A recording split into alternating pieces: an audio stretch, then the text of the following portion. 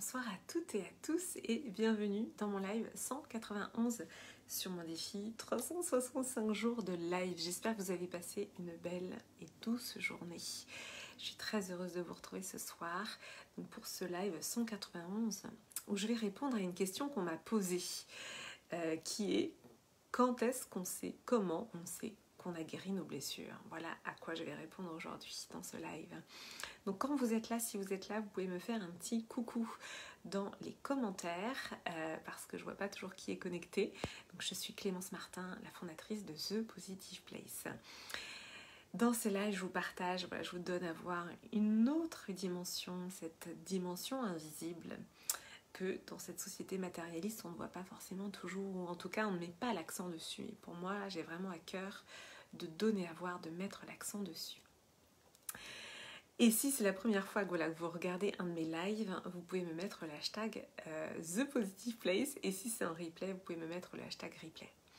Donc je sors justement du premier live de Healing la blessure de rejet, dans lequel j'accompagne des merveilleuses femmes qui se sont choisies pour aller apporter cette douceur et cette chaleur à leurs blessures dans une optique de guérison. Et en fait, aujourd'hui, j'ai quelqu'un qui m'a posé cette question, qui m'a dit, mais finalement, comment on sait, quand est-ce qu'on sait que nos blessures émotionnelles, parce qu'en effet, c'est de l'ordre de l'invisible, comment on sait qu'on est guéri? Tout ce qui est visible, c'est facile de dire, bah voilà, j'ai une cicatrice ou j'ai une plaie, ça cicatrise, voilà, j'ai plus rien, donc c'est visible, ça se voit. Évidemment, tout ce qui est émotionnel, tout ce qui est à l'intérieur, c'est invisible. Mais par contre, vous allez le ressentir sur un niveau énergétique, sur un plan.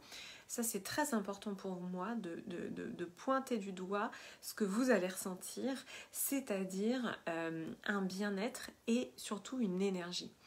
En fait, vous n'allez pas recevoir une notification de ça y est, ma blessure de rejet est guérie. Non, ça ne marche pas comme ça. Mais par contre, il y a des indices auxquels pour moi, aujourd'hui, on ne fait pas assez attention, qui sont des indices d'énergie. Comment je me sens en termes d'énergie? Est-ce que j'arrive à mettre des actions en place? Est-ce que j'avance dans mes projets? Est-ce que je suis dans une dynamique, dans un mouvement qui est, que moi j'appelle un mouvement de vie? Est-ce que je suis dans la vie, dans le mouvement de la vie, c'est-à-dire dans quelque chose de vivant? Ou au contraire, est-ce que je suis dans ce qu'on peut appeler une forme de dépression? Alors je sais que la dépression c'est un terme aussi médical, mais moi je l'utilise pour simplement montrer que dans notre état physique et psychique, on peut se recroqueviller sur soi. Là, je ne parle pas évidemment de la dépression en tant que maladie, mais plutôt de ce mouvement de moins de vie. Donc, j'existe de moins en moins, c'est-à-dire je me replie sur moi. Et quand on est dans la vie, quand on est dans le mouvement de la vie, on va exister de plus en plus et donc on va s'ouvrir comme ça à la vie.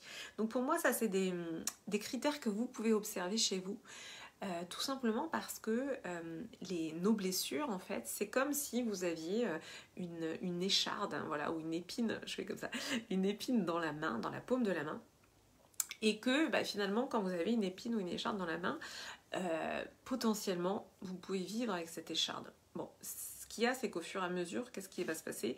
Vous allez faire de moins en moins de choses avec votre main parce que justement, il y a une petite douleur, il y a une gêne. Donc vous allez minimiser le nombre de mouvements que vous allez faire avec votre main.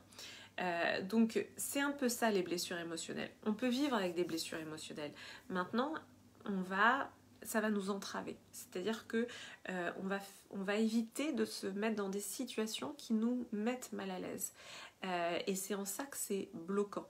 Et notamment quand on est intentionnel. Là justement, je parlais de ça aux jeunes femmes, aux femmes qui m'accompagnent dans Healing. Quand on est intentionnel, quand on pose des intentions de vie, eh bien c'est là qu'on voit que nos blessures peuvent nous bloquer.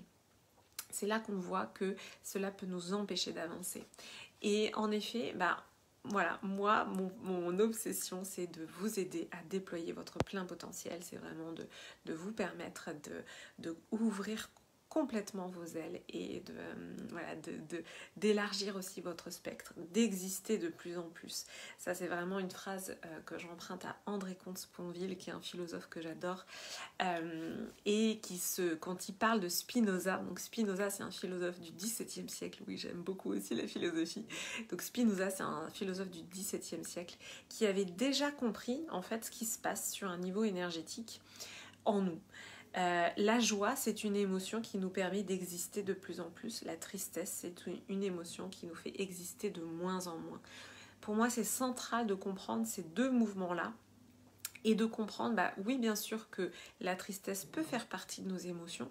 Maintenant, si on laisse la tristesse s'installer, eh bien, on va exister de moins en moins. Et donc, voilà, c'est là où c'est intéressant.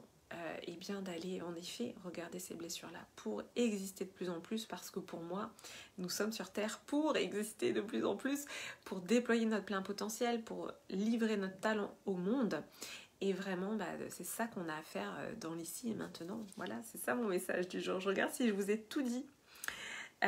Oui, je vous ai tout dit pour ce soir. Merci pour votre présence. Merci à toutes celles et ceux qui sont passés sur ce live. Dites-moi comment ça résonne pour vous. Dites-moi si ça résonne pour vous. J'ai hâte de lire vos commentaires, votre cas particulier. Comment ça, voilà, est-ce que ça fait vibrer une corde en vous? J'ai hâte de vous lire. Dites-le moi en commentaire. Je vous embrasse fort. Je vous dis à demain pour le live 191. Douce nuit.